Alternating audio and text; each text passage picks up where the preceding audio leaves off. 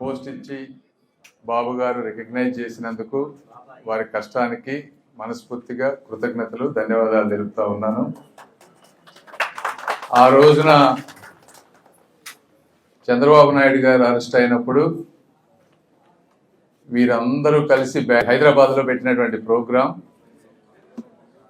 లోకేష్ గారు కూడా 1-2 సార్లు చెప్పారు, పబ్లిక్గానే చెప్పారు. ఆయన కూడా వాళ్ళ ఇంట్లో డిస్కషన్ వచ్చినప్పుడు ఈ రాజకీయాలు బ్రహ్మణి గారు వీళ్ళు వచ్చి ఇలాంటి రాజకీయ వ్యవస్థలో మనం ఉండాలా అని వాళ్ళు అనుకున్నప్పుడు వీళ్ళు పెట్టినటువంటి ప్రోగ్రాము ఒక మనిషికి, ఒక ఫ్యామిలీకి ఒక ఊతాన్ని ఇచ్చింది. ఆ రోజున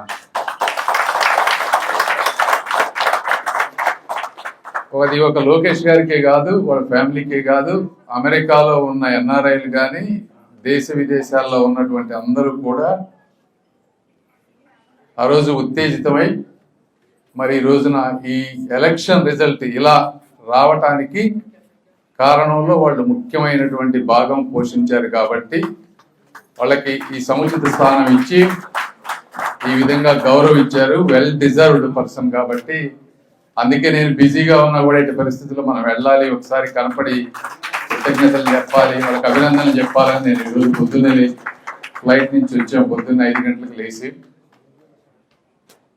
రెండోది, వీరిని చూసి యంగ్ జనరేషన్, ఇప్పుడు ఈ రోజున యంగ్ జనరేషన్ అంతా కూడా కంఫర్టబుల్ పొజిషన్స్లోకి వెళ్ళిపోతా ఉన్నారు. సాఫ్ట్వేర్ ఉద్యోగులందరికీ కూడా మంచి మంచి శాలరీలు వస్తూ ఉన్నాయి. ఎవరి ప్రపంచంలో వాళ్ళు బతుకుతూ ఉన్న రోజుల్లో సమాజం గురించి ఆలోచిస్తూ ఈ విధంగా కూడా ముందుకు వెళ్ళొచ్చు, కష్టపడితే అవకాశాలు అవే ఎదుర్కొంటా మనకు వస్తాయి.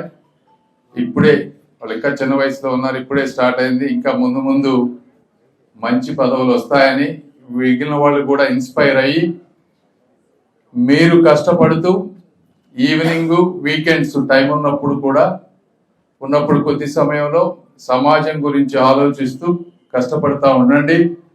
మీరు లైఫ్లో సెటిల్ అయ్యాక 45-50 సంవత్సరాలకు పూర్తి స్థాయిలో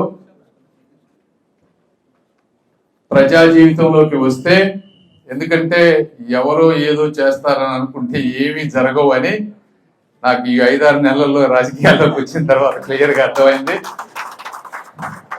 ఈ వ్యవస్థలని నడిపించాలి, ముందుకి నెట్టాలి అంటే ఇలాంటి వ్యక్తులు, ఒక విజన్ ఉన్నవాళ్ళు, ఒక డ్రైవ్ ఉన్నవాళ్ళు, ఒక ప్యాషన్ ఉన్నవాళ్ళు వచ్చి కోఆర్డినేట్ చేసి ముందుకు తీసుకువెళ్తేనే వ్యవస్థలో ఒక బ్రిడ్జ్ అయినా, ఒక రోడ్ అయినా, ఒక కెనాల్ అయినా కానీ వస్తుంది తప్పించి లేకపోతే ఏమీ జరగవు. దానికి ఉదాహరణ గత 5 సంవత్సరాలు.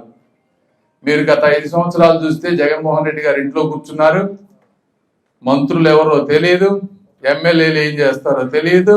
ఈ రాష్ట్రంలో ఒక్కటంటే ఒక్కటి కూడా జరగనటువంటి పరిస్థితి. కాబట్టి ఈ సమాజ అభివృద్ధిని కోరుకునే ఎవరైనా సరే, పిల్లలు కానీ లేకపోతే ఉద్యోగస్తులు కానీ, ఇలాంటి వారిని ఇన్స్పిరేషన్ తీసుకొని మీరు అందరూ ముందుకు వస్తేనే మీరు అనుకున్న సమాజం ఒక ఇండియా అమెరికా లాగా ఎప్పుడు మన పిల్లల్ని ఇక్కడి నుంచి అక్కడ పంపించాలనుకోవడం కాకుండా అమెరికానే ఇక్కడికి రప్పించాలనేటువంటి ఉద్దేశం ఉండాలి. కాబట్టి ఉండాలి అంటే మీరందరూ ముందుకు రావాలి అని కోరుకుంటూ ఇంకొకసారి మీకు మనస్ఫూర్తిగా అభినందనలు తెలుపుకుంటూ థ్యాంక్ యూ.